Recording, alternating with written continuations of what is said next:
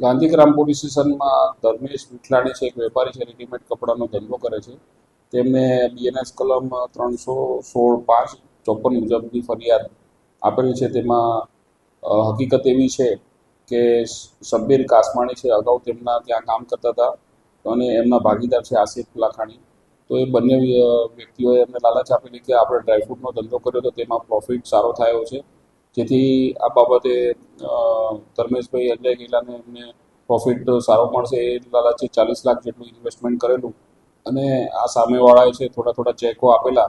જે ચેકો આ બાહેધરી પૂરતા આપેલા અને શરૂઆતમાં થોડો પ્રોફિટ કરીને એમને આપેલું ફરિયાદીને. ત્યારબાદ બંને વિષમો ગાયબ થઈ ગયેલા અને આ બાબતે પછી પોતે છેતરાયા હોવાનું જાણ થતાં ફરિયાદીએ ગાંધીગ્રામ પોલીસ સ્ટેશનમાં ફરિયાદ બીએનએસ મુજબની આપેલી છે અને આ કામના આરોપી આસિફ લાખાણીને હાલ ગાંધીગ્રામ પોલીસ સ્ટેશનમાં અટક કરેલ છે અને આ રિમાન્ડની કાર્યવાહી ચાલુ છે.